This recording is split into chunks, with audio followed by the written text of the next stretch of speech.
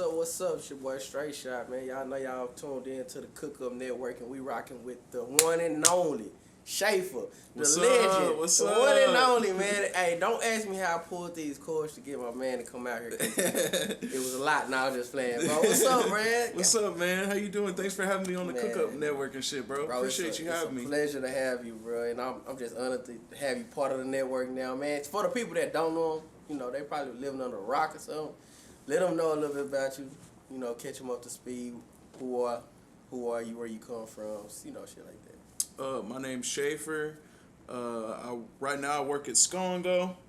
You probably heard of DJ Deuce. Yeah. You know, he was behind a lot of shit. You know, the boogie era when it comes to Dallas music, and you know, I was kind of doing my own thing, and I was working with an artist, Playrunner Tim. You know Tim Colbert? Yeah, so I was working with Tim. He had a little studio, and just kind of through the grapevine, he heard about me, and I went up there and I was working out his little spot and stuff, and we had hella people coming in and out of that bitch. Like, you know what I'm saying? Where was it located at? It was like, man, it was up by like Harry Hines and like North Dallas, kind of.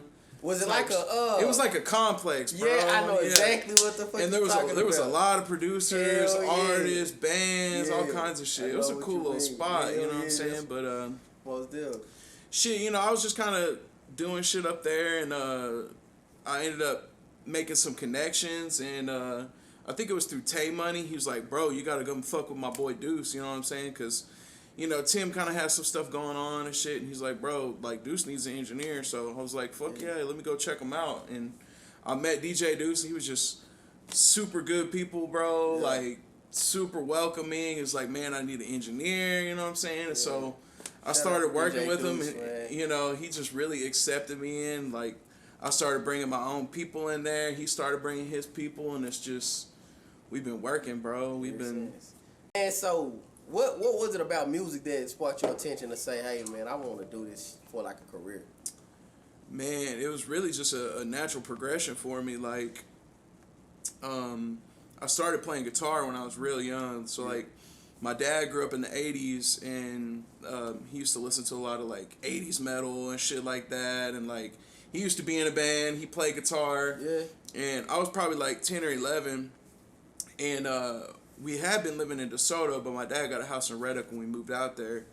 And I had this neighbor down the street, and he played football with me and shit, so I was like friends with him. I went over and hung out with him one day, and he had a guitar, and he was playing like Smoke on the Water on the guitar, and I'm like, bro, that's so cool. I'm like, can I try? And I picked it up, and I just started like, he's like, bro, what song is that? I'm like, I don't know, I'm just playing, you know, and I got so hyped, and I went home, I was like, Dad, you got a guitar? He's like, oh, I got this acoustic, and I'm like, I just immediately started fucking with it, and just, literally, I stayed up all night, bro, till like 1 a.m, like, I was so hyped on guitar when I first picked it up. So I guess it's easy to say guitar, that's your instrument. Oh, yeah, definitely. Okay. That's what I started with. It's, you know, I mean, I've expanded, and, you know, sometimes I'm like, damn, I wish I would have learned piano first, and then learn guitar, because the mindset's completely different. But it's crazy because I feel like guitar would be what you should learn first. Because piano, you know, it's most simple. You got the 7 notes, A through G, and it's cool. But guitar, it's just the fucking fingers for me. I be trying to play them down.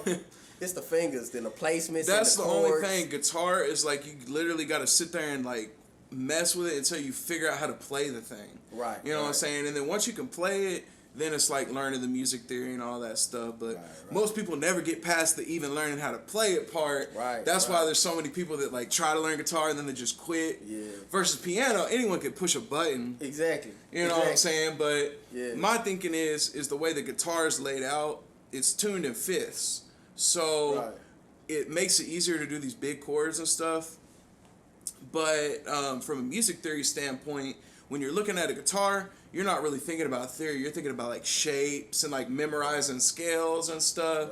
So when I started making more beats and stuff and started looking at the piano, I started thinking about, the chords more. Like, you know what I'm saying? I started learning more about the harmony and all that stuff. I'm like, man, I should have learned this shit first. Then the guitar would have been easy. But I think it's just a placement. Cause I play, and my problem with I be having a damn it just a muted. I love to mute the strings for some odd reason. I hate to do it, but I love to mute the damn strings. Every time I'm hitting it, my finger placement just not there. Cause I'm gonna keep, the piano. That's my instrument. Yeah, the piano. So man, who inspired you? Like, I know you said your friend. Was it anybody in the industry that you listened to coming up? I mean, okay, 80s, so when I went through a lot of phases, bro. Like when I was playing guitar, I kind of get obsessed with like one guitar player at a time. Like when I first started, like I wanted to be Slash, like so bad. Like I love Guns N' Roses and stuff, and I thought Slash was the shit. So I learned like so much blues and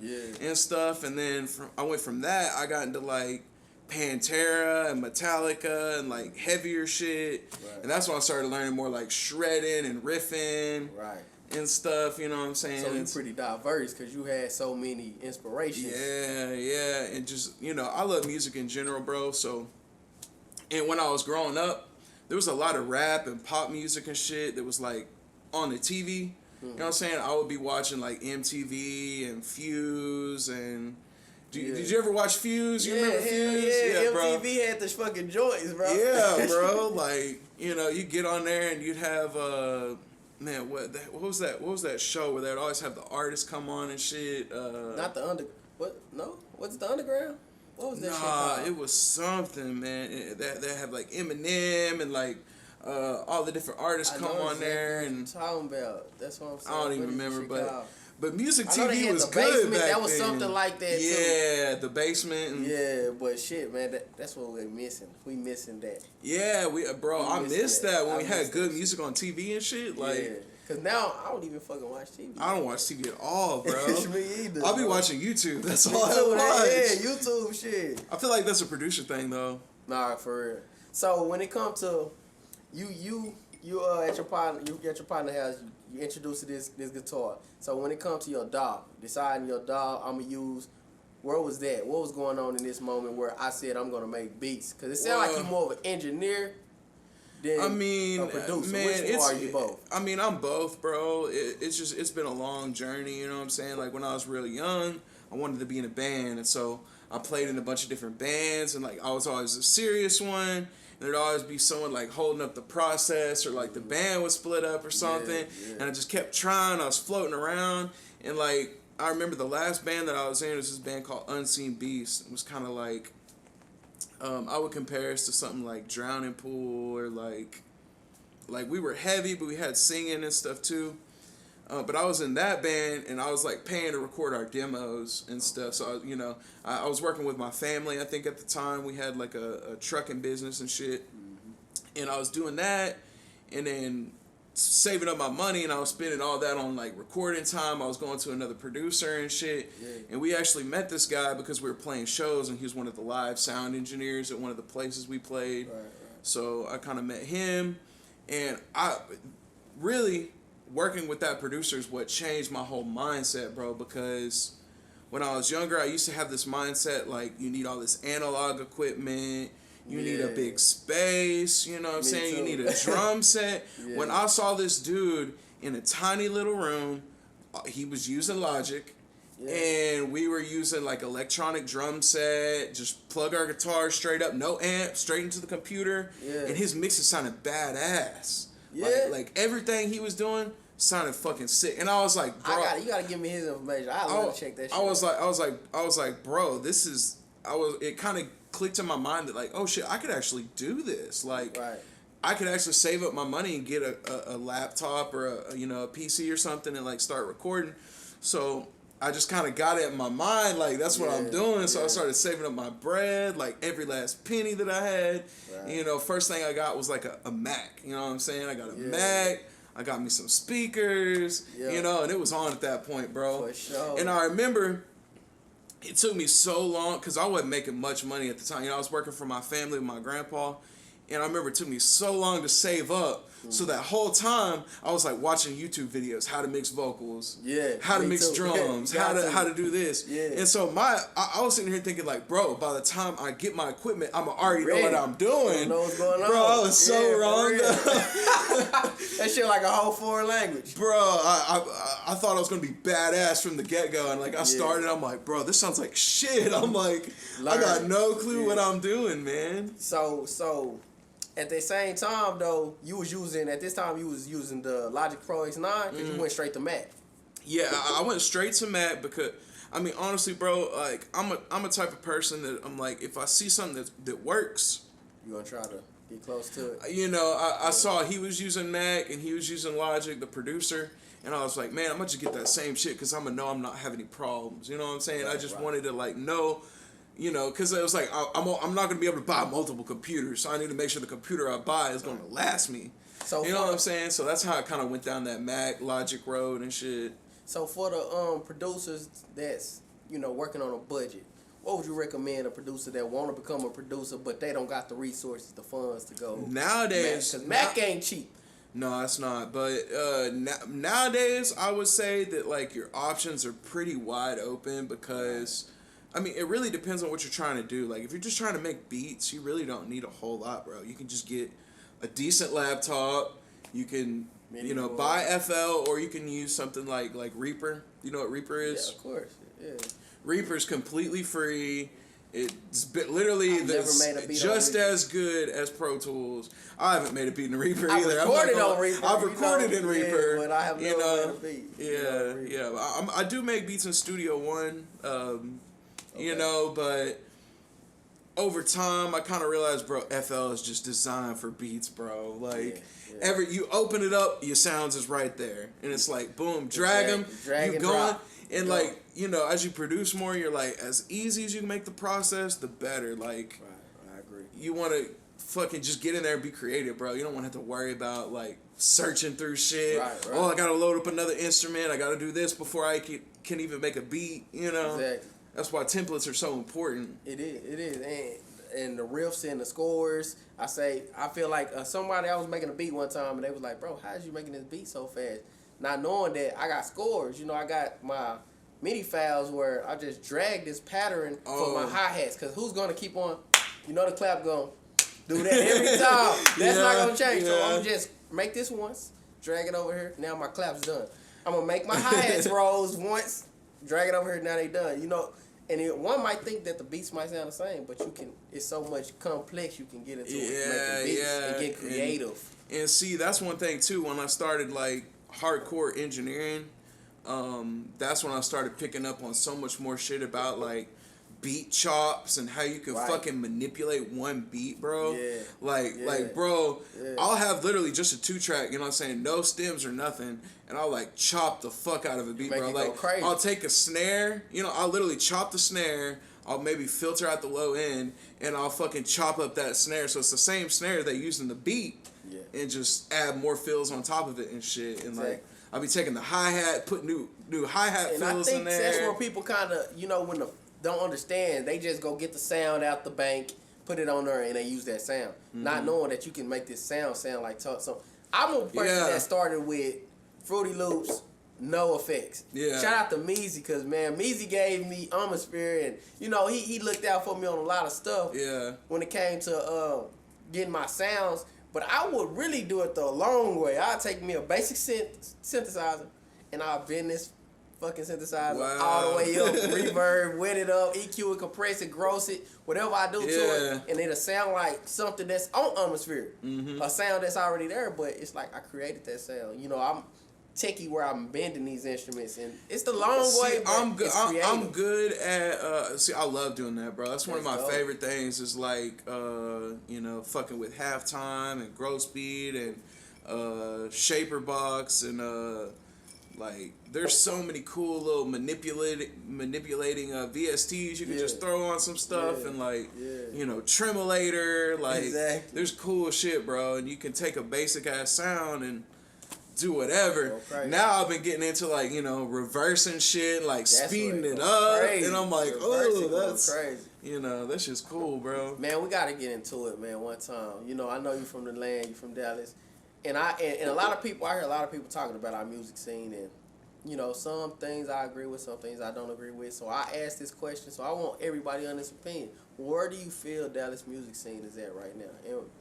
And also, not only where do you see it at, what do you think the reason, why do you feel it's in the state that it's in? Yeah. Man, it's hard to say, bro, because Dallas is such a big market. Like, That's crazy. we got a ton of artists out here. We got a ton of producers out here. Exactly. I think a lot of people are kind of feeling like we need some structure out here or something. Like, you know, we got a lot of people out here that's just kind of lost, you know what I'm saying? And don't get me wrong, like, there's so much talent out here, bro. Like, I'm blown away all the time by, like, some artists I never heard of. They come in and they put something down. I'm like, bro, you're so talented. Like, why ain't I heard of you before? You know what I'm saying? For real. And that be happening all the time. So I feel like there's talented producers, there's talented DJs, there's talented artists. Like, I just feel like everybody's kind of in their own world right now. And, like, maybe we need to come together. You know what I'm saying? But at the same time, just me having my ear to the streets and like what's going on, there's a lot of good shit building. Like, I see this person over here is like got some good shit happening. These people over there, they're building some shit, and like I see it all coming together, bro. You know what I'm saying? It's gonna be a process, but I feel like Dallas is on the up right now, bro. Exactly. Hardcore. Exactly. That's just me. And I agree with you. I feel like right now, I believe it's coming to seeing, you know, the realization that what we've been doing kind of not working, you know, in a sense, because I feel it's not no one in particular's fault, but I do feel like we're like on an island when it comes to music. You got Atlantic where they can go submit demos to Atlantic Asylums and these majors, or you got California, the East Coast, the West Coast. They can go to a major record label and submit a demo. Hey, am I good? You know, in the South, we got Rap A Lot, of course, but in Dallas, who do we have, you know, that we can go say, hey, check me out. You know, because for one, it's time egos. To make that shit happen, you know what bro. I'm saying? It's egos There's a lot already. Of egos so in music, you, bro. you already got a hinge on your shoulder feeling like, I'm not going to go ask for you. Am I good enough? But in all reality, that's kind of how the music came about. Back in the day, they was looking for Motown and, you know, hey, give me a chance. I got talent. But when we can't turn to nobody, now we all like in a fishbowl like sharks. Mm-hmm. You know, everybody like it's eat or get ate. You know, so that's how I feel. That's how it does feel out here, bro. I feel like if the producers come together and the DJs come together, that's my philosophy. I could be wrong, but I feel like if the producers and the DJs come together, the artists will prosper. Yeah. And if they know the knowledge to know, because you know I'm one of the firm believers, we give an artist a chance. And what happens if this artist don't put us on the credits or give us our credit? But if this producer knows the business and knows what to do, that artist can never mess you over. Yeah. Man, I want to take a shot.